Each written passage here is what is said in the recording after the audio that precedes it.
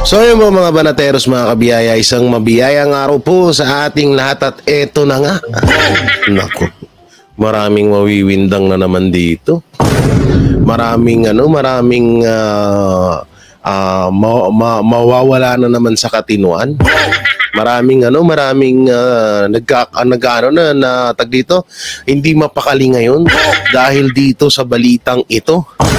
Paktay kayo dito pag nagkataon to. Wala na ngang atrasan eh. Sureball na. At ayun, syempre bago natin to simulan, syempre paki-like and share po ang ating YouTube channel, paki-subscribe at paki-click po ng bell button para lagi kayo updated sa ating mga video araw-araw, at paki-damay na lang yung join button dyan, pati yung super thanks. At ayun na nga, bago tayo mapunta dun sa mga topic natin, may napanood daw kagabi. Oo, isang DDS na ngayon ay nasa kampo na ng mga ng Pulangaw. Oo, grabe talaga. Hindi, kahit naman din sino. Alam nyo, yan ang patunay na talagang matindi ang bayaran dun sa kabila. Oo. Matindi ang bayaran at sa mga vlogger din talaga, hindi mo talaga mawa 100% na may mga may mga talagang bumabaliktad. Hindi mo talaga kasi syempre yung iba sinasabi kasi ay ang YouTube ay business. Oo naman, totoo naman yun na YouTube is business, at katulad ko, ito lang pinagkakitaan ko, yung YouTube, no? Pero mas okay na rin to na dito ako kumikita, dito ko nakukuha yung pang-araw-araw namin, at least naman kaysa naman sa binabayaran ka. Binabayaran ka para balahurain ng Duterte, pangit naman nun. Mas okay na tong sa amin na at least kami YouTube ang aming hanap buhay. O hindi yung binabayaran kami at may inaantay kaming bayad na 50 to 70 per month. At sa mga lang yun, sa mga pipitsuging vlogger lang yung mga yung mga ganung sahod. Pero sa mga sa mga medyo marami-rami ang views, ayun na. Diyan napapasok yung 250k, 750k, makaming 1 million pa nga dyan eh. At may mga banateros may umamin na. At yung iba nga nag-video na nga. Hindi ko napapangalanan kung sino yung vlogger na yan. Sa totoo, hindi naman siya totaling vlogger. Bali, support lang siya ng sumusuporta siya sa Duterte na kamakailan lang bumaliktad na. So doon naman, wala naman tayong problema doon. Halimbawa na ayaw niya sa mga, or hindi niya iboboto, hindi niya susuporta ng Duterte, wala naman hong pilitin dyan. Anong pilitin dyan? Ang pangit lang dyan na babanatan mo ang mga Duterte. Yun yung pinakaano dyan. Ayun yung pinakapangit na gawain. Katulad ni sino ba to? Si Abe. Oo. Na dating todo puri sa mga Duterte, todo puri sa KOJC, especially to Pastor Apollo Sikibuloy, biglang bumaliktad. Biglang cambio, biglang banat lahat ng mga ibinato niya na magaganda sa mga Duterte at kay Pastor, kinakain niya na ngayon. So ito na yung ating copy. Yun yung doon, yun yung pangit doon, na pagkatapos mo puriin, pagkatapos mo ipagtanggol, sinusuka mo na. Buti sana kung kasuka-suka ang Duterte at KOJC, hindi naman. Hindi naman ganun yung ugali nila, at isa tayo sa saksi kung gaano kabuti at kabait itong mga tao na binabanatan nila ngayon. Kaya nga yung iba dyan kinakarma may balita ako, may isang vlogger dyan na 50-50 ang buhay dahil sa sakit niya.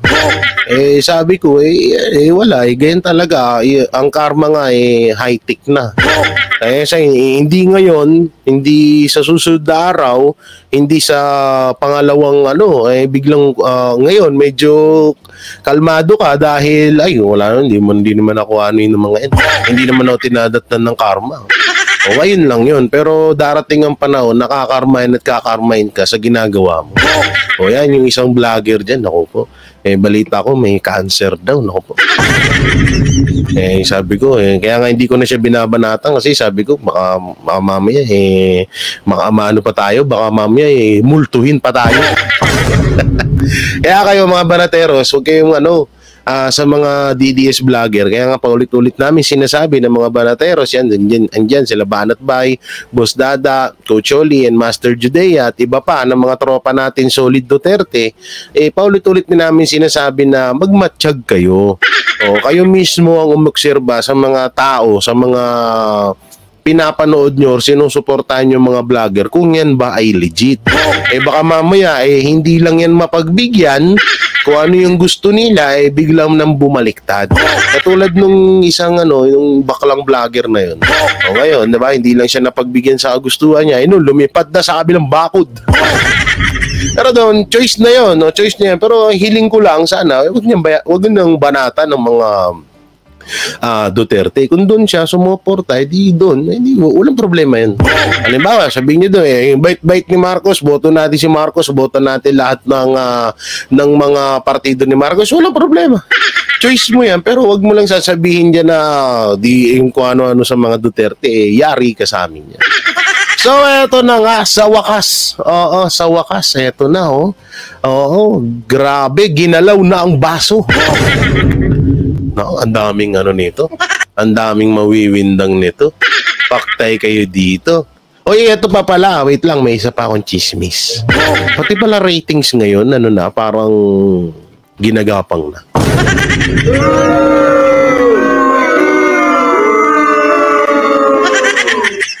Grabe, no? Pati ratings, no?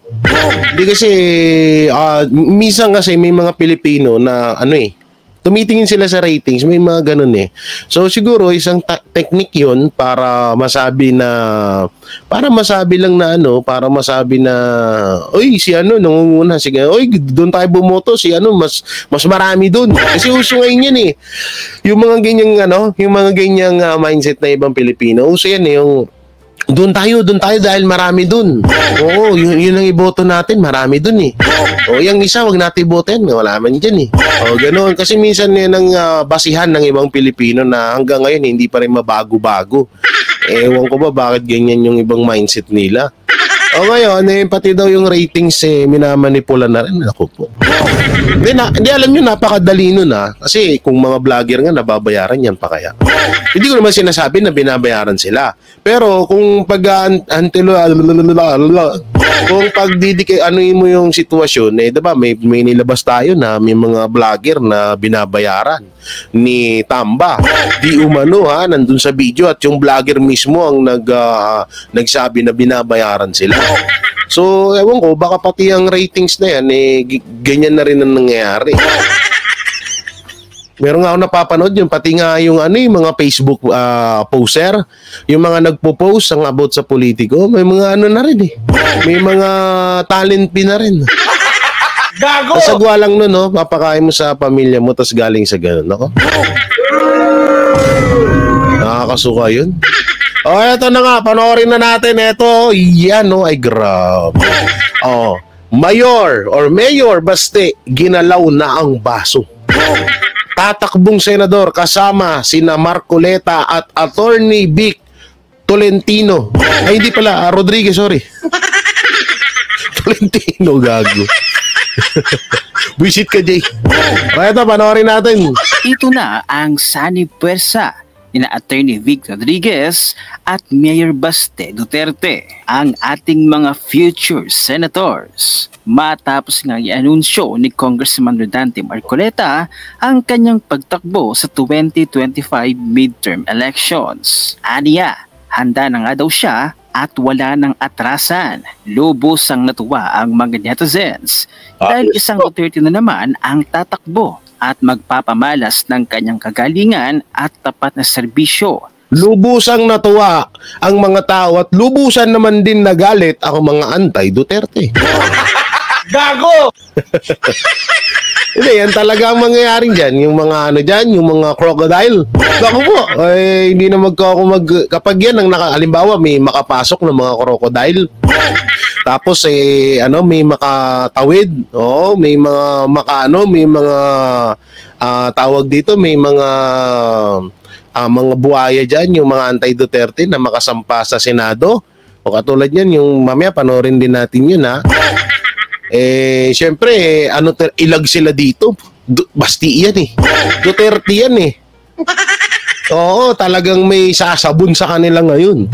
Nangyayari kayo dyan. Sa mga Pilipino, bagamat hindi pa man formal, pero maugong ang balita na di umano'y tatakbong senador si Atty. Vic Rodriguez at Mayor Baste Duterte. Sana, si dating Executive Secretary Vic Rodriguez ang isa sa mga tumindig laban sa pang-aabuso ng kasalukuyang administrasyon.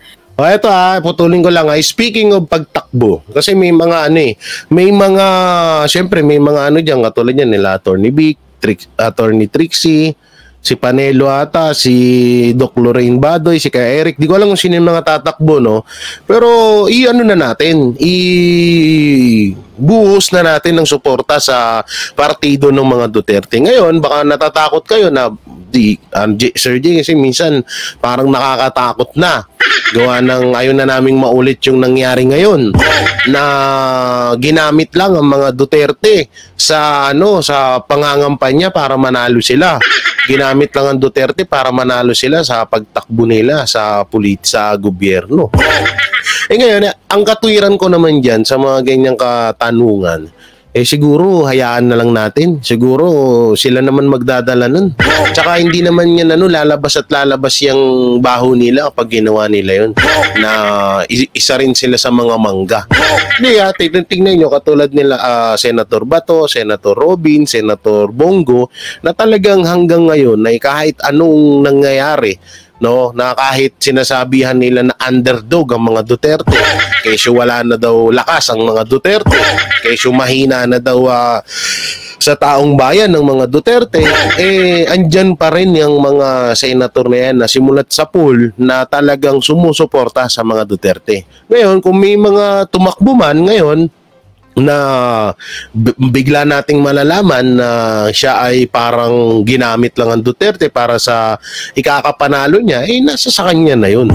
At least tayo, sumuporta tayo talaga at dahil yun sa pagmamahal natin sa mga Duterte. Yun lang yung masasabi ko dyan, kasi may mga nababasa ako ngayon, lalo sa Facebook, na mga comment na hindi ko na lang mention kung sino mga kandidato yun. Pero may mga sinasabi sila, ayoko sa'yo kasi dati kang ganito, dati kang ganyan. So sa ang katwiran ko naman, kasi dati may sinasabi ako na hindi ko boboto. Pero ngayon, siguro parang napagtanto ko na sige, bibigay ko lahat ng suporta ko sa partido ng mga Duterte. Kahit yung iba dyan na hindi natin 100% sure.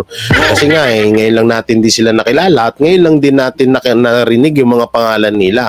Pero aminado naman din ako yung mga sinama or yung mga kapartido ng Duterte, solid naman din talaga. Sana walang tumulad kila Tolentino, kila Bong Revilla, marami pa dyan na mga nagliparan papunta sila Garcia, yung mga todo kakampi dati ng Duterte, tapos nung hindi na nila mapakinabangan, bigla na silang nagsiliparan sa kabila.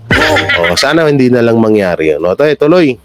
Habang naging matunog din ang naging mga maanghang na kritisismo ng nakababatang Duterte kay Marcos. Samantala'y nakapost sa Facebook account ng PDP Laban ang support lalo na to, si Marcoleta, boboto ko to. Nila kay Congressman Marcoleta. From PDP Laban, Marcoleta declares senatorial bid. Wala na pong atrasan nito. Sagip Party List Representative Rodante Marcoleta announced via Facebook on late Monday night, September 30, his intention to once again run for senator in the May 2025 midterm elections. Dahil po sa lumalakas na panawagan ng ating mga kababayan at bunsod na rin po ng mga huling kaganapang pampolitika, ay formal ko pong inihahayag ang aking pagtakbo bilang senador sa nalalapit na halalan. Wala na pong atrasan nito. Marcoleta in the final weeks of the budget process in the House of Representatives had been observed as taking up the cudgels for Vice President Sara Duterte. Parehas may paninindigan at prinsipyo. Panalo sa inyo ang mamamayang Pilipino. Kapag kayo ang maglingkod sa taong bayan, magkakaroon ng magandang kinabukasan ang bansang Pilipinas. So yun, eto muna, bakit ko nga ba iboboto si Marcoleta? Eto yan. Una-una, alam nyo, kabiliban ho natin yung mga politiko na hindi nila iniisip yung future, yung karir nila sa pagiging politiko. Meron kasi, hindi naman natin may tatanggi na may mga politiko dyan na kaya lang sila nagsiliparan or nagsihakbangan sa kabilang bakod dahil pinapangalagaan nila yung kanilang mga political career. Oo, yung mga ayaw nilang may mga ganun may mga takot kasi. So, napakagandang example nung ginawa ni Marcoleta, ginawa ni Senator Robin, Senator Bato at Senator Bongo, no? At ayun kay tatakbo rin sila Mayor Rama at yung iba pa, no? Napakaganda nung ganun na doon pa lang nakitaan mo sila ng solid talaga. Na kahit alam naman nila na maraming hindi naman din biro. Ito sa aminin natin, hindi rin naman din biro ang supporters. Siyempre, dilawan at pulangaw ngayon, nagsanib puwersa na. Pero hindi naman din pa rin nila matatalo ang supporters ng Duterte. Sadyang napakarami ng mga yan. Magugulat na lang tayo. Huwag lang daanin si Smartmatic. Gago! No, huwag lang daanin si Smartmatic. Si Kong Marcoleta, kaya ako nakitaan siya ng potensyal na kailangan natin siya sa Senado dahil yung tapang at yung prinsipyo niya ay talagang nakita natin na talagang napatunayan niya yun. Hindi lang porket kinampihan niya si BP Sara, hindi lang porket pumanig siya kay BP Sara, hindi ganun. Alam nyo kasi kapag kapag nagpapapansin lang yung isang tao. At alam din natin kapag desidido o galing sa puso yung ginagawa ng isang tao. Yun yung nakita ko kay Congressman Marcoleta na talagang nasa puso niya yung pagtulong or yung pagkampi niya at talaga naman kasing totoo. No, totoo naman kasi talaga yung mga sinasabi ni Kong Marcoleta about dun sa hearing at wala naman din talagang mali doon. Ang may mali doon yung mga sila Paduano. Hindi ko alam kung nasa utak ng mga yun. Gago!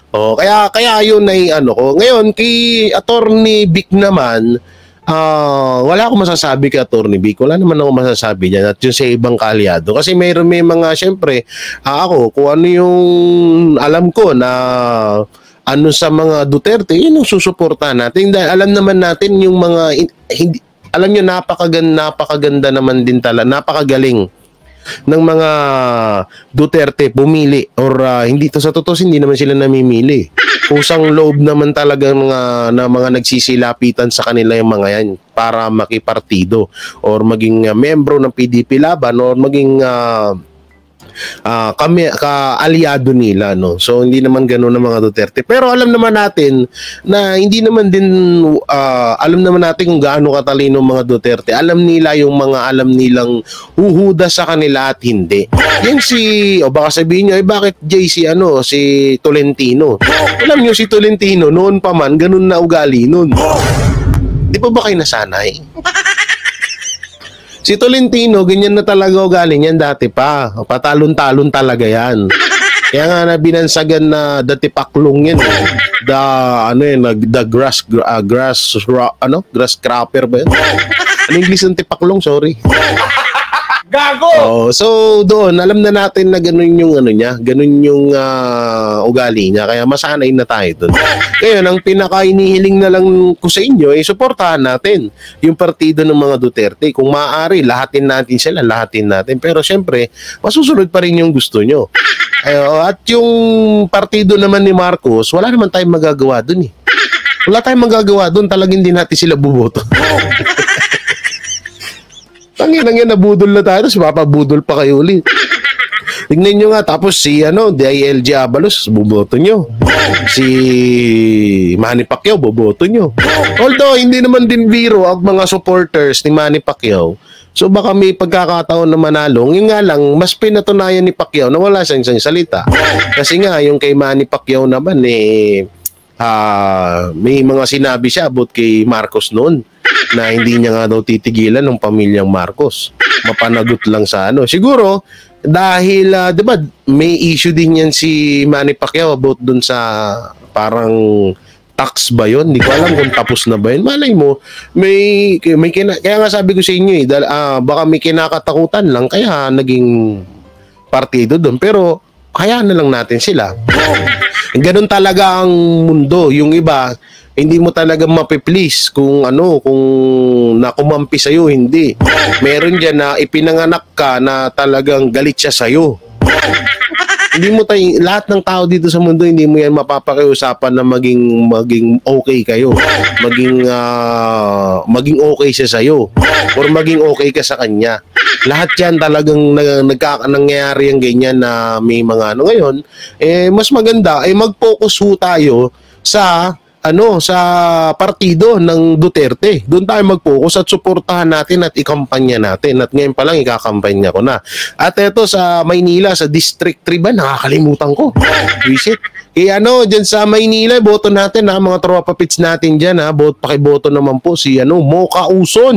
Isa rin yun Kapartido niya si former Mayor Isko Moreno. Pakiboto yung natin wag niyo kalimutan Ma'am Mocha Uson. Eto, hindi naman to pilitan. Hindi ko naman kayo mga pinipilit Pipilit ko ba kayo? Hindi ko kayo pinipilit Hindi ko kayo pinipilit na iboto niyo yung sinasabi ko. Basta sinasabi ko lang na baka sakaling magustuhan niyo at iboto nyo lahat ng partido ng Duterte at isama nyo na rin lalo sa mga taga Maynila dyan si Ma'am Mocha Uson Oo, tuloy natin.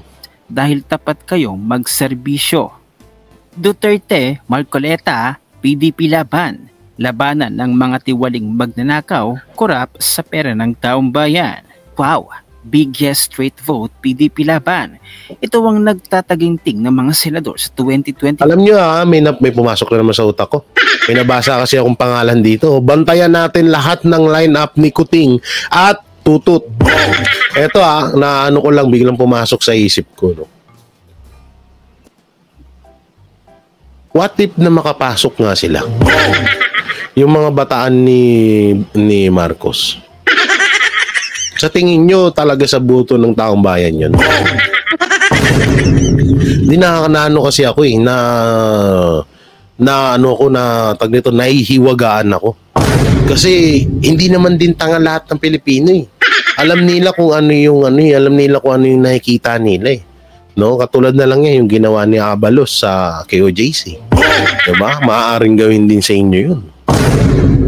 Ewan ko lang, basta malayo pa naman, next year pa doon natin malalaman. Sana wala lang mangyaring dayaan, lang sana, walang mangyaring dayaan at sundin ang boto ng taong bayan, okay? 5. Mga bigatin at totoong maglingkod, subok na ang ating inaasam-asam na mapagtibay ang Duterte Marcoleta lineup. Subok na subok para sa taong bayan, naaapi, minamaltrato, lalo ang mga mahihirap. Bantayan natin ang lahat ng line-up ni Kuting at Martin Romualdez na magnanakaw sa ating pera, taxpayers. Sa lahat at 0 vote. Basta Marcos Araneta Romualdez, 0 vote. Basta silang manatili. Basta ito yung sabi doon sa post, bantayan natin ng lahat ng line-up ni Kuting at Martin Romualdez na magnanakaw sa ating pera sa taxpayer. Ikisan lahat at 0 vote. Basta Marcos Araneta Romualdez 0 vote. Huwag na silang manatili sa pwesto. Nagalit si Lori Sutran. Grabe, siyempre, para sa akin, sino mo magising-gising kayo Hirap na tayo. Pag namalengke ka, 1,000 mo, wala na. Dati kapag may 1,000 ka, namalengke ka, ang dami mo na mabibili. Ngayon, bumili ka lang ng 1 kilong karne, 1 kilong manok, isang kilong isda at 5 kilong bigas, wala na. Gago! Wala ka ng pang-gin. Di ba? Wala ka ng pang-gin. Oo. Oh. So, samantalang, eto nga daw, putulin na natin to, samantalang may mga tatakbo. Sasabak na sa karera sa Kamara ang kilalang opposition figure na si Attorney Chel Diokno bilang kinatawan.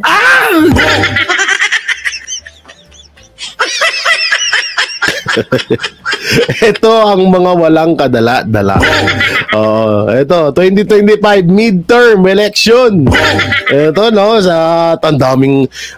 ang daming nagkukumahog ngayon. Oy, pagbigyan nyo naman yung iba. Oo, mga senator dyan. Ito, nakaranas na tong senator si Bam, si Kiko. Pagbigyan nyo naman yung partido ng mga Duterte. Kung kahit naman, sige, kahit tumakbo kayo, hindi naman yung mananalo. Oh, sige na, pahig na kami. Tumakbo na kayo. Kayo naman gagastos niya. Hindi naman kayo mananalo.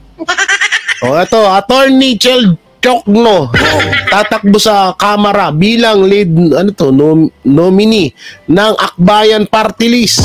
Sa Kamara pala siya tatakbo. Okay, play. Ng Akbayan Party List. Ang mga pambato naman ng Bakabayan Bloc, inaasahang maghahain na ng Certificate of Candidacy ngayong araw. Nasa frontline ng balitang yan, si Ria Fernandez. Ba't naghiwalay pa kayo ng grupo? Dapat isang grupo na lang kayo. Oo, maganda yan. Magsama-sama na kayo lahat. Kanya-kanyang grupo no? Tapos wala namang ito si Kiko, ilang beses nang naging senator yan. Si Bam, ganun din. Wala naman mga Wala kaya nga natatawa na lang ako Bakit ganyan ng ganyan? Binuboto pa rin Diba? Nakakatawa na lang Bakit walang wala naman nagawa. Hindi katulad ng mga Duterte na, si Baste, mayor ng Davao, pero may nagawa. At may nagawa na yung tatay niya, may napatunayan na yung tatay niya, may napatunayan na yung ate niya. So, ano pa bang kailangan natin dun? No? So, syempre, kaya natin ibuboto yun dahil alam natin may magagawa sa bahay. Na itong mga to, may magagawa ba to? Jay, meron. Magnakaw. Yung magagawa nila dyan, malamang. Okay, play. Laging magiging tapat sa ating diwa. Wow! May pa ganito pa kayo, yun. Kaya, wait lang. Lights, camera, action! Laging magiging tapat sa ating Imbes na sa Senado, sa Kongreso natatakbo si Attorney Chel Diokno bilang lead nominee ng Akbayan Party Ayun talaga, no? May pag ganun pa List sa 2025 midterm elections. Naniwala tayo noon hanggang sa ngayon. Kasama dapat ni Kiko Pangilinan at Bam Aquino si Diokno na tatakbo sa Senado. Pero batid daw niya na mas malalaking pangalan ang makakalaban niya sa senatorial race. Hindi, mas tawag dito, mas marami kasing dun sa Kamara. Kasi sabi niya, puta na, mga congressman dun, nagyayamanan Pwede dun na lang ako. Diba? Baka sakaling magkaroon din ako ng Hermes, Chanel, at 18 million na bulletproof na sasakyan. Gago! Kaya sabi niya, dito na lang ako. Diyan kayo sa Senado, buso ako, dito ako. Maraming hakutan dito. Sumipsip lang ako sa leader, marami na akong mahahakot. Ilang years pa ba? May 3 years pang pangahakot. Kung sakaling makapasok etong si Diokno, may 3 years pa. Di ba? May 3 years pa di lang natin alam pag natigok. Pag natigok, edi atigok. Pero kung hindi, may 3 years pang pwedeng anuhan to si Diokno. Diba? Okay, play. Nung na-announce nga yung mga senatorial bets ng administrasyon, attorney pala to. Ng kampo ni dating Pangulong Duterte ay alam naman natin na yung mga kumakandidato para sa kanila ay talagang malaki ang war chest. At it's going to be a very, very tight race. Kaya matagal na din May namin. mga tiga-acting pa no? Di wag natin wala akong pakialam niya sa sinasabi ni Joke, no? Pakialam ko dito, ito may dalawang acting po, dito sa kabila, itong lalaki, may iyak-iyak pa siya, Yung isa naman, pangiti-ngiti, pag ganun-ganon. Ganyan dapat. Minsan ganda-gandaan nyo rin kasi yung pag-iinarte. Ayun, panoorin nyo. Matagal na din namin pinag-aaralan kung ano ba yung TV5, ba't mo sinum? Oo, ba't mo sinusum? Ba't di mo sinusum? Nakantiting. Sinusum Hindi tuloy nakita yung dalawang artista nila. magandang paraan para makapaglingkod po tayo na bilang mambabatas. Mga katawan na itong mga... At, pareho rin naman ang magiging trabaho kung ikaw ay nasa House or nasa Senate, gagawa po tayo ng batas. Nakita namin na nung dumating itong pagkakataon na ako'y maaring maging nominee ng Akbayan. Para sa isang political science professor, magandang hakbang ito para kay Diokno. Mas mataas daw ang posibilidad na... Apple? Mansanas? Hindi na, ba't hindi na ganon? Uy! Dapat ganon. Paano kasi cell. Si nga naman Sorry. Akala ko Apple Oo, akala ko inano nyo na yung logo ng Apple may kagat Manalo si Diokno bilang party list representative kumpara sa pagkasenador. Siguro, dulot na rin ito nung mga hindi niya pagkapanalo sa Senado. So siguro, niliitan niya na lang yung kanyang, ginawa niya ng modest yung kanyang goal. Dahil sa ganyang strategy niya, it is a combination of idealism and pragmatic consideration. Tingin ko malaki-laki yung chance na mananalo siya. Ewan ko lang. Uy, ito pa! Ito pa isa. Hindi yung pinalaya ni Marcos, Ito pa isa. Yan lights, camera, action. What every Filipino deserves.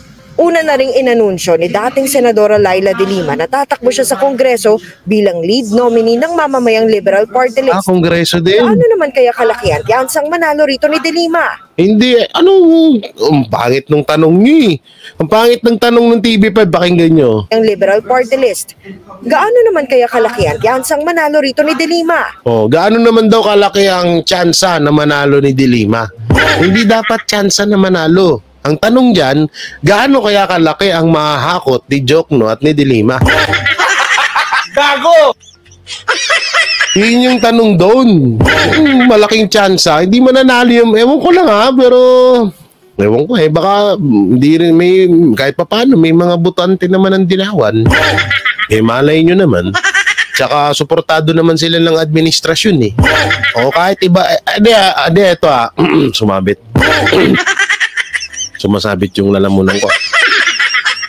Tawag dito, alam nyo itong mga to, kahit iba-ibang kahit iba-ibang partido yung mga yan, hawak pa rin yan, susuportahan pa rin ng administrasyon yan. Dahil, alam nyo, ba't ko sinabi? Dahil, anti-Duterte din yung mga yan. Alam nyo naman, pag anti-Duterte ka, in ka sa grupo. Susuportahan ka ng administrasyon pag pag anti-Duterte. Yun yung gustong-gusto. Yun yung pinaka Kung sa fraternity, yun ang pinaka ayoko nang banggitin yung about kasi bawal ata dito yun. Yun yung pinaka nila, parang rules bago ka makapasok sa grupo. O maging anti-Duterte ka muna. Pag naging anti-Duterte ka, pasok ka. Gago! Kaya may posibilidad din na manalo to. Pero kung ako sa inyo, mga Duterte supporters, naku po, huwag kayong magpapabulang. At doon naman sa mga supporters nitong mga to, bakit? May nagawa na ba yan sa bayan natin? Sabihin na naman ng mga tanga dyan, kaya nga na may boboto, titignan natin kung may nagawa. Paulit-ulit kayo sa ganyan mindset na titignan. O ngayon, tignan nyo, puro na lang ding tinitignan yung mga project ngayon. O, tignan mo si Marcos, puro target. O, titignan natin. Papanoorin natin. Target natin. O, tapos yung binidang project ngayon, gawa pa ng Duterte. Gago! Ay, naku po. Kaya mga gising-gising kayo, ha? Okay, play. tingin ko, baka nandun pa rin yung epekto ng pag-discredit sa kanila ng Duterte administration.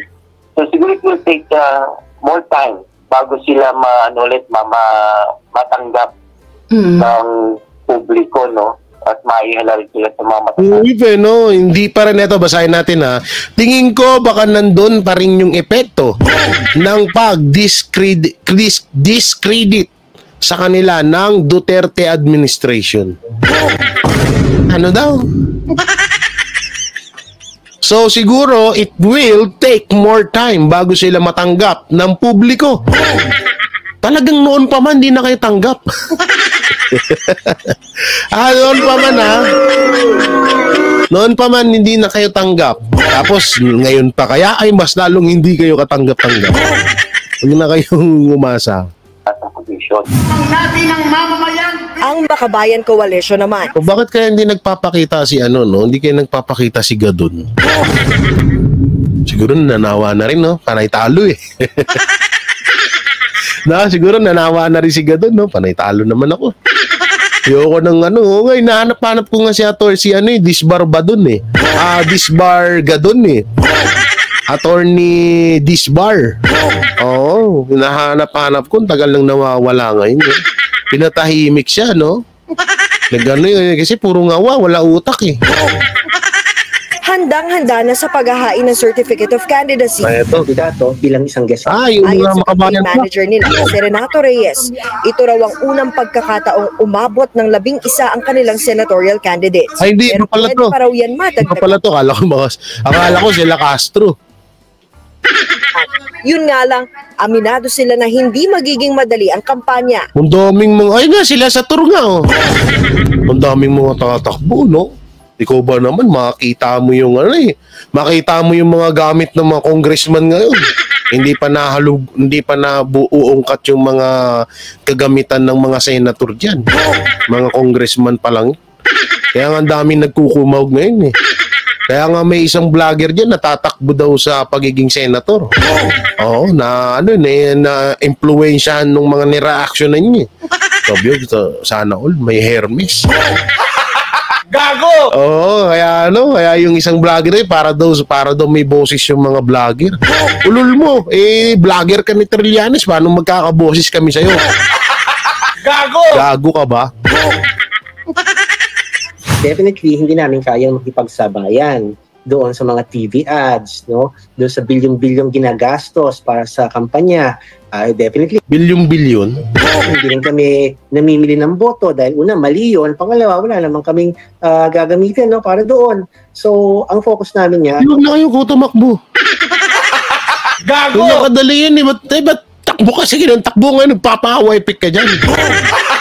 Gago! Takbo kayo ng takbo eh, di naman kayo pinapatakbo. Doon sa C6, magtuwakbo kayo doon, malawak-lawak doon. Walang pipigil sa inyo, ingat lang, baka masagasaan kayo doon.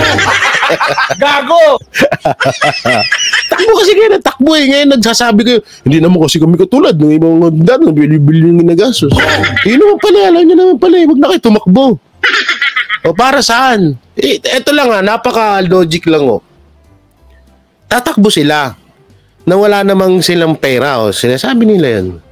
So ibig sabihin, malaki ang gastusin pag tumakbo ka ng senator, congressman, or kung ano-ano pa yan.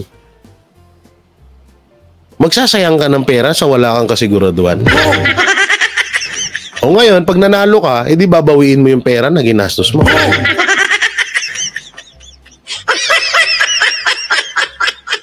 Tsaka, eto alam nyo ako, mahirap lang to sabihin pero ipagyayabang ko na. Minsan lang. Ako nakatulong ako sa mga kapwa ko Pilipino na hindi ko naman kailangan tumakbo sa pagiging politiko. Dito to, nakatulong ako, ang dami kong, hindi ko naman siya sinusumbat, no? Nung charity vlogger pa lang ako, na kahit papaano, nakapamigay ako, kahit papaano may mga pabahay project ako, pero hindi ako naging hindi ko inangad-hangad yung politiko na yan. Kasi sabihin mo yung iba, sasabihin may ipapasang batas, may ipapasang ganito. Puta na, sa amot-sari na yung batas sa Pilipinas, hanggang ngayon, basura pa rin. Hindi totoo naman kahit ano, simulat sa pool, hindi naman natutupad yung batas dito. Yung sa hearing niya, wala na nga yung kisa kay OJC na nga lang, ang daming nilabag na batas dun eh. Tapos ngayon, sasabihin pa na tawag dito na kaya ako kasi may pasa tayong batas. Putay na yun, ang dami-dami nang naipasang batas, wala naman. Basura naman yung batas dito sa Pilipinas. Ang batas, sa papakinabangan lang yan kung mayaman ka. Pero kung di ka naman mayamang, basura yung batas yan. Kadalasan nga, yung nakukulong, yung pa yung mga walang ginawang masama eh. Yung mga convicted nga, hanggang ngayon, nandyan pa, tumatakbo pang senator. Tapos ngayon, papasang batas para tanggalan ng mapawalang bisa yung mga convicted, ganun ba?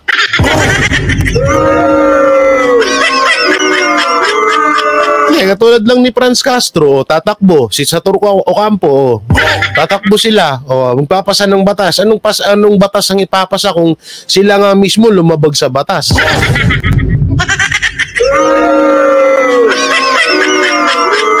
Kaya nakakabobo eh. Tapos sasabihin, wala kaming pera, ito, ganyan. Huwag ka na tumakbo. Hindi daw sila nagbabayad ng boto. Natural, huwag ka talaga magbayad.